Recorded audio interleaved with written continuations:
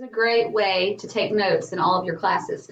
So you're going to get a piece of paper and divide it into 3 sections. And so you're going to put the line kind of 1/3 of the way in, and then you're going to do a bottom section down here. And in this first smaller column is where you're going to put your questions that you could ask yourself, almost like testing yourself, after you've written all the main points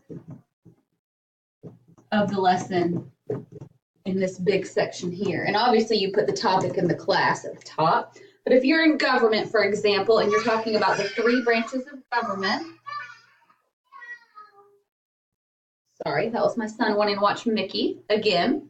Okay, so if you're talking about 3 branches of government, you'll follow along, and you might say this is the executive branch, and you could put the definition after that.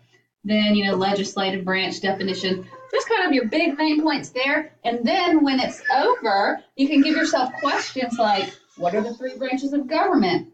And then you can fold the paper and look at the questions and then check your answer over on the main points. And then you can summarize it down here on the bottom. But it's a great way to take some good guided notes during class.